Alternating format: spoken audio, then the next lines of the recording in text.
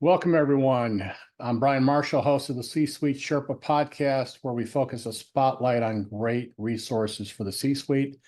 And we've got a cool one here today. His name is Jordan Benjamin. So, Jordan, great to have you on the podcast. Hey, excited to be here, Brian. Tell us a bit about yourself and your company.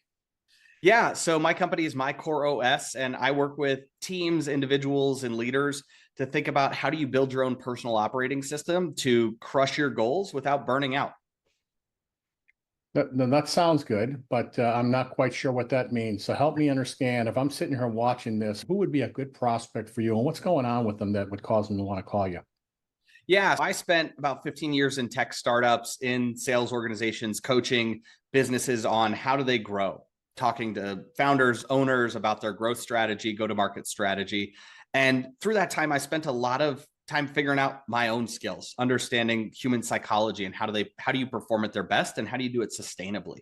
And so I work with a lot of individuals to say, where are you at in your life? Where do you want to go? A lot of folks I work with are sellers, but they're business owners and people across the board that are thinking about how do they tackle bigger goals or how do they keep performing in their current role without burning out. I've got folks that are career transitioners, as well as people that are saying, how do I hit President's Club in my sales organization? Or how do I take that next step in my career when I want to move into management, move into enterprise sales? Some of those other components are really where I start talking to folks across all sorts of industries and business types, but spend a lot of time with folks in tech since that's where I spent a lot of my career. Yeah, no, that's really cool. And I forgot whether we were talking offline about this or I saw it when we asked you to be on the podcast. But you talk about using neuroscience and psychology. Tell us a bit about that. So tell us how that works in a sales environment, how you use that, and it sounds like a differentiator. Yeah, I mean, to me, what's so fascinating with sales is everybody's always selling. Whether you're asking a child to help you get a chore done, a partner to do something with you, or somebody to hold the door open, let alone asking somebody to actually commit their trust to buy from you.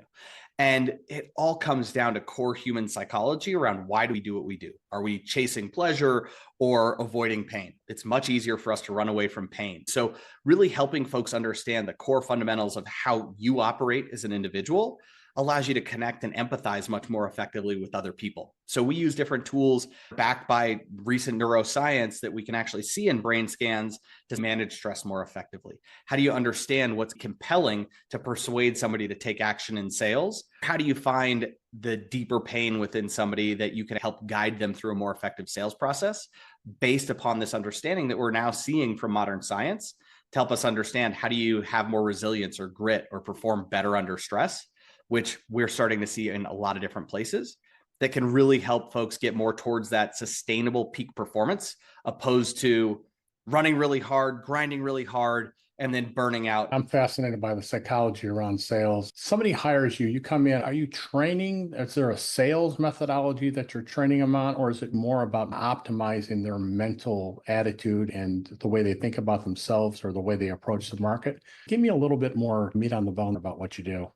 Yeah, it's definitely more towards the latter. We talk about some sales methodologies, discovery questions, some of that comes up, but it's much more about understanding three components of the game. It's the person. How do you understand yourself, understand what you need to show up with high energy? How do you build bigger purpose behind your goals that make them more meaningful than just, oh, the company told me this is what I need to chase, or 100% is where I need to go to hit my on-target earnings. The other side of it is how do we understand the sales game? So we'll talk about sales psychology, understanding your numbers and your KPIs of sales. And then how does that also map to KPIs in your life so you can build a great life around it? And then the third component that we really work on is the team. How do you have the team around you that really supports you to move forward most effectively? So whether that's leveraging your marketing team, whether that's leveraging your manager, whether that's leveraging your own personal board of directors that you think about building out to really help accelerating and moving your life forward. So for me, a lot of the work is understanding what's going on within you, because we really like to work on this framework of first, know yourself so you can control yourself, so then you can help understand others, and then move to actually help and support others more effectively. Yeah, that's fascinating. I read a book once that was Sun Tzu and the Art of War, and he talks about know yourself and know your enemy. You could predict the outcome of 1,000 battles. I've always said, know yourself and know your prospect. You can predict the outcome of 1,000 sales calls. It sounds like you're coming at it from understanding yourself and how you're going to react to make sure that doesn't get in the way. Did I get that right? Or is there something else there? No, it's absolutely it. And a lot of it comes down to how do we manage ourselves and our habit that all drive the direction where we want to go, because the results we're seeing today are usually something that comes from the work that we put in before. And so how do we really create that habit change and pattern change so we can move and really have much more intention of where we want to go versus just feeling like we're stuck on this endless hamster wheel in our lives and within the businesses that we run and are part of. I love what you're doing, because sales is a very noble profession that gets a bad name. If you think about, if you play a word association game with the average person and you say salesperson, nothing complimentary shows up after that, right? Pushy, aggressive. No. What people don't realize is that is not what the profession's about, but it's hard to differentiate. It's really hard to get in front of people. So what are some of the big challenges that you're seeing that people that you work with are facing, and how do you help them overcome those challenges? I think you talk about a topic there that's so near and dear to what I focus on, because sales has such a bad rap, but the best sellers, the ones that really sustain success and performance, are the ones that know they're there not for themselves, but to help others, to actually help them solve a problem. What I find is a lot of sellers lose sight of having an empowering story or belief in what they're doing. I see a lot of sellers struggle to have belief in their product because they've seen a couple, mishaps, or they've seen a couple clients not work out well. We work to say, how do you create an empowering story that's meaningful to you? The company can't really give it to you. They can give you some ideas, but it's up to you to define what that purpose is. How can you make that purpose bigger than just me hitting my number and my quota? Because when you have commission breath, that scares so many people away. It's the same for managers and leaders within organizations too, because when they're just focused on themselves, our results don't usually go as far or have as much potential as they can be. That's one of the big challenges that I see that you bring up, is really why I'm working to elevate the sales profession, to help folks have better understanding of how are they helping other people get to achieve a goal. Because if you can help others get somewhere to a big outcome or big goal, it's going to start driving that referral engine, that partnership that becomes so much more powerful than just being an external vendor that somebody bought from and then threw over the fence. Yeah, no. So let's switch gears a little bit here. Big topic that everyone talks about is AI. And that's a huge challenge, right? Figuring out where this field is going, the sales profession, how we get in touch with people and how we build relationships when everything is artificial and AI driven. How do you see this field evolving over the next 3 to 5 years? What's the evolution, and how are you going to help people stay ahead of the curve? There's no doubt AI is going to totally disrupt what we're doing faster than most anything we've seen in our lives. For me, in the sales profession, we're seeing it come into outreach and prospecting a lot, which can be helpful. But so far, most of the messaging that I see is not very good. The folks I'm working with that I'm seeing have the most success leveraging AI is taking our innate human capabilities and pushing that through AI to say, how do I take this message that I put together and write something more compelling, or shorten this to be more succinct and effective, or help me do some account research that gives me more knowledge that may take me 3 hours to read a company's 10K report or their public earnings call. Well, great. AI can process this and tell me what are the 3 key objectives that a CEO would care about right now inside of this organization. The other one that I like is building industry knowledge and expertise, leveraging AI to say, hey, what are the biggest things I need to understand as I get into a new role or a new industry or sell to a new type of persona? I'm seeing folks really level up quickly there. And then the fourth one is having coaching where AI can help surface, hey, you missed this on your sales call. These are the pieces that you're not understanding or the gaps in your process that you can improve. So it's really helping enable managers and leaders to coach their team a lot more effectively. Yeah, absolutely. If you're watching this, hang out until the end. Jordan's going to tell us how to get in contact with him, and we'll include all that information in the video description.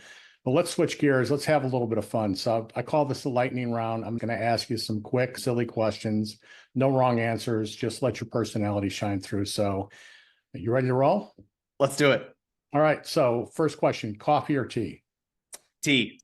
I've never drank coffee. Oh, that's interesting. Yeah. So how about cats or dogs? Dogs.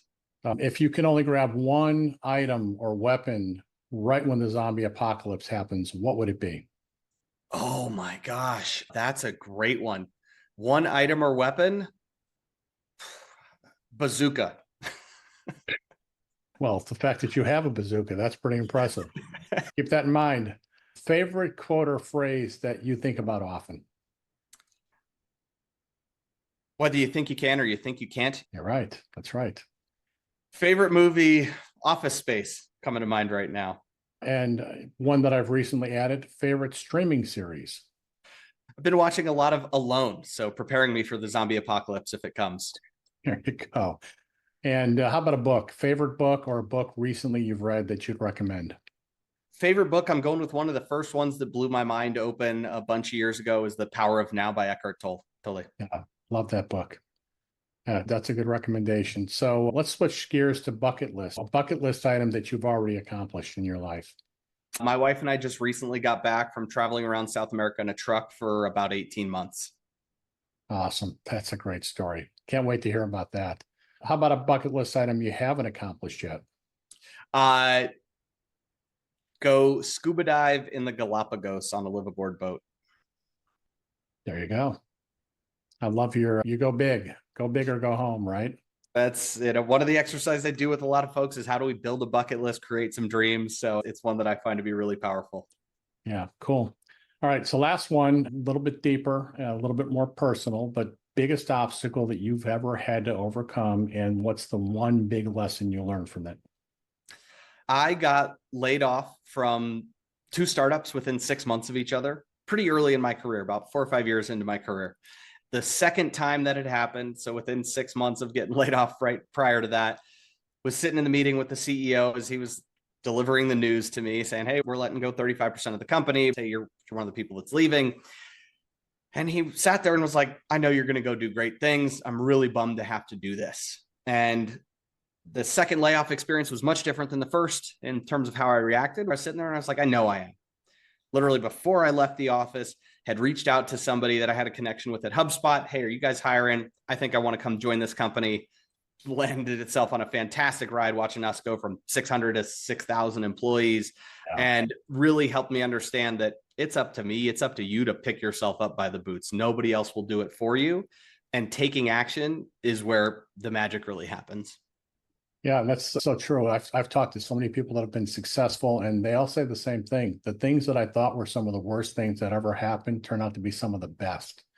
Big time. So it's all about how you choose to look at them. So I really appreciate you sharing that. That's great insight for anybody out there that's listening. If you're going through a tough time, I always say that it's kind of like from a belief system standpoint, God's preparing you for the next thing in life. Discomfort precedes growth. So hang on, it's going to get better.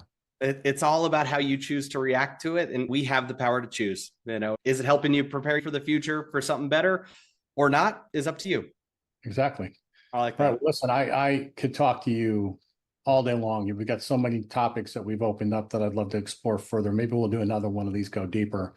But for anybody listening that's going, hey, I love what Jordan's got to say. I'd love to reach out to him either to talk about hiring him or even, maybe being a partner. What's the best way for people to get in touch with you?